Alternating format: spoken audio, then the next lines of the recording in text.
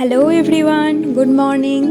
এটাই হচ্ছে Puri day 2 blog আর last blog বলতে পারেন, কারণ আজকেই আমাদের লাস্ট দিন পুরীতে। কালকেই আমরা ফিরে যাব। সকাল সকালই দিনটা শুরু করলাম সমুদ্রের দর্শন করে। আজকে আমরা যাব জগন্নাথ মন্দিরে। এই যে এদিকে আমি হয়ে গেছি রেডি, আর মায়ের রেডি হতে হতে আমি চলে গেছিলাম সামনে একটু সমুদ্রে।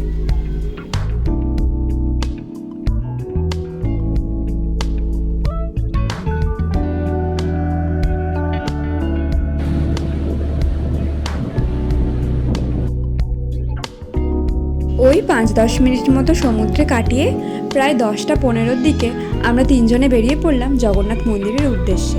একটা টোটো করে আমরা চলে যাই মন্দিরের দক্ষিণ গেটে। সেখানেই আমাদেরকে আমাদের পান্ডাজি বলে দিয়েছিলেন দাঁড়াতে। প্রায় 11টার দিকে আমরা ফোন জমা দিয়ে ঢুকে যাই জগন্নাথ মন্দিরের ভেতরে। এত সুন্দর করে পান্ডাজি আমাদেরকে দর্শন করিয়েছিলেন, কি আর বলবো। জগন্নাথ দেবের দর্শনের সময় একদম সামনে গিয়ে প্রচুর ধাক্কাধাক্কি হচ্ছিল ঠিকই, তবু তার মধ্যেও আমরা খুব সুন্দর দর্শন করেছি। আর আমি আর মা তো একদম সামনে গিয়ে, মানে যতটা যাওয়া যায় সেখানে গিয়ে আরতি নিয়েছি, দর্শন করেছি খুব সুন্দরভাবে। এই যে এখন প্রায় 1:30 বাজে, আমরা বেরিয়েছি একদম বিধ্বস্ত অবস্থায়, কারণ প্রচুর গরম, প্রচুর রোদ ছিল। আর হ্যাঁ, আমরা জগন্নাথ মন্দিরের ভেতরেই একটা চাতালে বসে খুব সুন্দরভাবে অন্নপ্রসাদ খাই, কিন্তু ফোনটা বাইরে জমা দেওয়ার কারণে সেগুলোর আর ভিডিও করতে পারি। আর বিকেলবেলায় পান্ডাজি বলেছেন উনি আসবেন আমাদের হোটেলের রুমে, এসে আমাদেরকে শুকনো প্রসাদগুলো দিয়ে যাবেন। মন্দিরের কাছেই নৃসিংহ সুইটস, তাই আমরা একেবারে সেখানেই চলে যাই খাজা কিনতে। আমি আগে থেকে দেখে শুনে এসেছিলাম এখানকার পিওর ঘি খাজাটা একদম অথেন্টিক নাকি খুবই ভালো। আর এখানের এই নৃসিংহ সুইটস মানে আপনি অলিতে গলিতে দেখতে পাবেন, সমস্ত দোকানের নামই প্রায় নৃসিংহ, তো কোনটা আসল বোঝা যাবে না। তাই আপনাদের সুবিধার্থে বলে রাখি, পদ্মিনী লজের নিচে যে নৃসিংহ সুইটসটা, সেইটাই কিন্তু অ্যাকচুয়াল নৃসিংহ সুইটস। এরপর আমরা চলে আসি হোটেলে, ওখানে কিছুক্ষণ রেস্ট নিচ্ছিলাম, দিয়ে ভাবলাম কালকে তো চলেই যাব, তাই আজকেই চলে যাই একটু সমুদ্রের দিকে। তাই আমি আর বাবা মিলে চললাম আবার সমুদ্রের ধারে। যতই সমুদ্র দেখি মন যেন কিছুতেই ভরে না, এক এক সময় সমুদ্রের যেন এক এক রকম রূপ। সমুদ্র আমার ভীষণ প্রিয়। কেউ যদি আমাকে বলে সারাক্ষণ সমুদ্রের দিকেই তাকিয়ে বসে থাকো, আমি মনে হয় তাই পারব।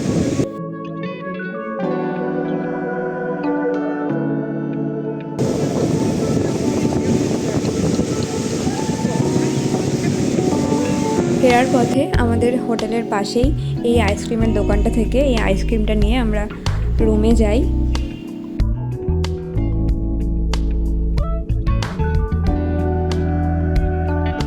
দিয়ে আইসক্রিম খেয়ে আমি আর বাবা আবার বেরিয়ে পড়ি একটু সমুদ্রের ধার দিয়ে হাঁটার জন্য। সমুদ্রের ধারেই একটা ছোট্ট দোকান করে কি সুন্দর লঙ্কা আর আলুর চপ ভাজছিলেন দুজন লোক। আমি আর বাবাও আমাদের জন্য 1 প্লেট অর্ডার করে দিই।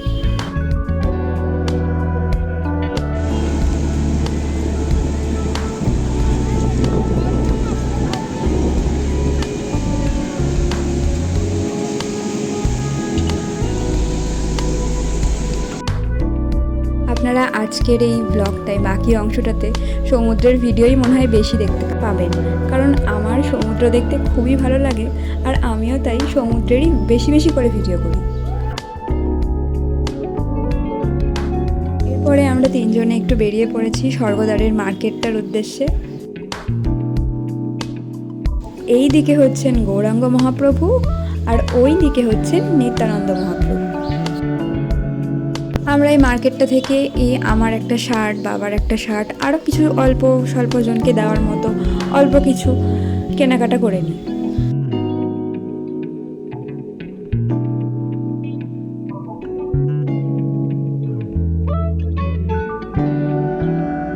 দিয়ে আবার চলে যাই গতকালের সেই মিষ্টির দোকানটাতে ছানা পোড়া খেতে, আর অল্প কিছু মিষ্টি প্যাকও করে নিই।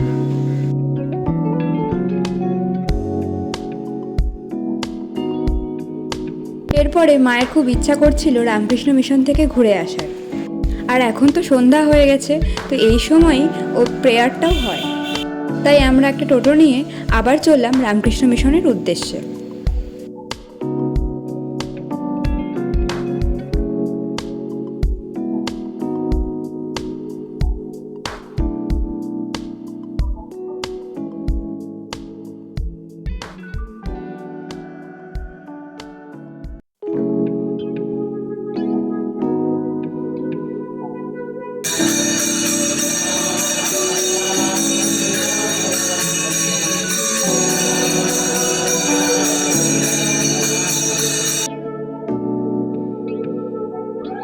প্রেয়ারের পরে আরও কিছুক্ষণ ওখানে সময় কাটিয়ে আমরা চলে যাই খাওয়া দাওয়া করতে।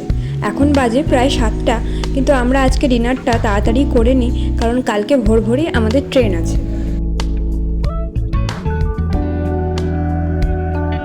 ইউটিউব দেখেই পারিজাত হোটেলের কথা জানতে পারি। এখানে লাঞ্চে নাকি থালিটা খুবই ভালো পাওয়া যায়, কিন্তু ওনারা বললেন রাত্রেবেলা কোনো থালির অপশন নেই। আর এনাদের একটা আরও ভালো ব্যাপার দেখলাম, এনাদের ভেজের সেকশন পুরো আলাদা, মানে পেঁয়াজ রসুন ছাড়া একদম। তো মা যেহেতু সেদিন ভেজ খেত, তো বেশ সুবিধাই হলো। মা নিয়েছিল শুক্তো আর আলু জিরা, আর এদিকে আমরা নিয়েছিলাম ভাত আর ভেটকি মাছ। এই হোটেলের খাবারও দেখলাম খুবই ভালো, প্রত্যেকটা রান্নারই দারুণ টেস্ট ছিল।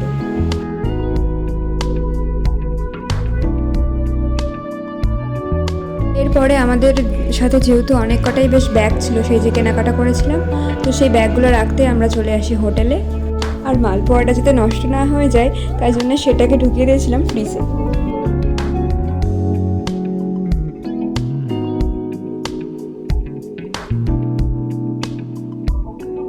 দিয়ে আমরা চলে যাই রাতের সমুদ্রকে উপভোগ করতে।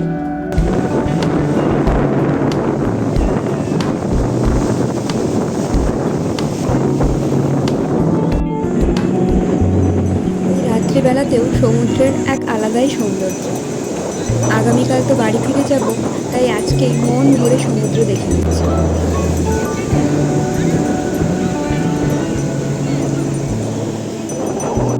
ফেরার পথে দেখুন ইনি কি সুন্দর বালি দিয়ে শিব ঠাকুর বানিয়েছেন।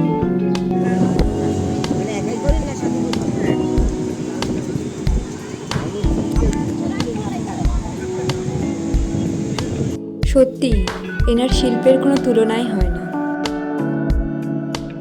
রাত্রে ঘুমানোর আগে জানলা দিয়ে উঁকি মারি সমুদ্রের দিকে। পরের দিন ভোর এখন 4:50, আমরা সবাই হয়ে গেছি রেডি, আমাদের লাগেজ গোছানো একদম কমপ্লিট।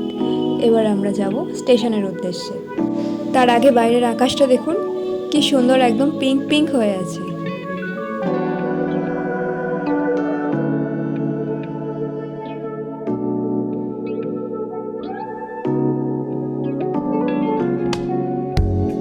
এত ভোর রাতেও কিন্তু টোটো বা অটোর কোনো প্রবলেম হয়নি এখানে। এটা যেহেতু ট্যুরিস্ট এলাকা, তো এখানে মনে হয় প্রায় সারা রাতই কিছু না কিছু আপনি পেয়েই যাবেন।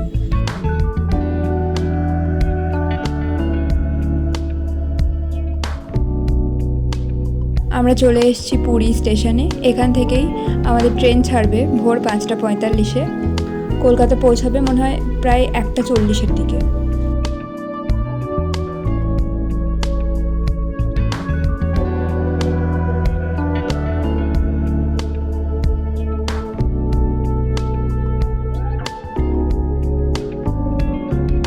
এই যে আমাদের ট্রেন ছেড়ে দিয়েছে বাড়ির উদ্দেশ্যে।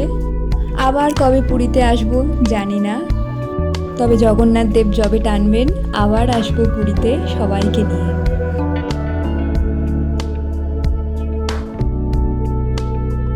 আজকের মতো ভিডিওটা শেষ করছি, পরে আবার নতুন কোনো ভিডিওতে আপনাদের সাথে দেখা হবে। ততক্ষণ সকলে সুস্থ থাকবেন, ভালো থাকবেন, টাটা।